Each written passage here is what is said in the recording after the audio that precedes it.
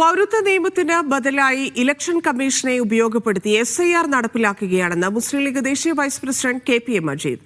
ജിദ്ദയിൽ KMCC ഒരുക്കിയ പുസ്തക പ്രകാശന ചടങ്ങിൽ സംസാരിക്കുകയായിരുന്നു അദ്ദേഹം. നിരവധി പ്രവർത്തകർ പരിപാടിയിൽ പങ്കെടുത്തു.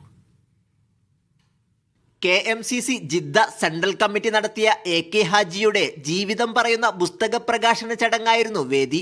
വളഞ്ഞ വഴിയിലൂടെ പൗരത്വ നിയമം നടപ്പാക്കാനുള്ള നീക്കമാണ് SIR വഴി നടപ്പാക്കുന്നത് എന്ന് മുസ്ലിം ലീഗ് സംസ്ഥാന vice president KPA Majeed MLA കുറ്റപ്പെടുത്തി. പൗരത്വ നിയമം വന്ന കാലത്ത് അതിനെതിരായി എല്ലാം നടത്തിയുള്ള പോരാട്ടമുണ്ടല്ലോ. ആ പൗരത്വ നിയമം നടപ്പിലാക്കുന്നതിൻ്റെ ഭാഗമായി ഇലക്ഷൻ കമ്മീഷനെ ഉപയോഗപ്പെടുത്തുകയാണ്. ഡയറക്റ്റായി നടപ്പിലാക്കാൻ പറ്റാത്തതുകൊണ്ട് ഇൻഡയറക്റ്റായിട്ട് പൗരന്മാർക്ക് മാത്രമേ വോട്ടവകാശം കൊടുക്കാവൂ എന്ന വ്യാഖ്യാനം നടത്തി നിലവിലുള്ള വോട്ടപ്പട്ടികൾ പുതുക്കേണ്ടതുണ്ടെന്നും ധാരാളം കുടിയേറ്റക്കാരും അനധികൃത ധാരാളം വോട്ടപ്പട്ടി വന്നിട്ടുണ്ട് എന്ന വ്യാഖ്യാനം നടത്തി ഇലക്ഷൻ കമ്മീഷൻ കൂടി തീരുമാനിപ്പിക്കണം. അതാണ് ഇപ്പോൾ നടക്കുന്നത്.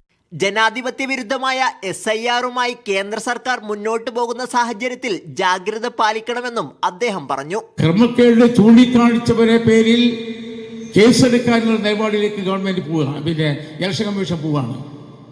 അപ്പോൾ ഇന്ത്യയിലെ ജനാധിപത്യ സംവിധാനത്തിൽ ഏറ്റവും സുതാര്യമായി സത്യസന്ധമായി നടത്തുന്ന തെരഞ്ഞെടുപ്പ് സമ്പ്രദായങ്ങളെ പോലും തകിടം വഹിക്കുന്ന സ്ഥിതി വരികയാണ്.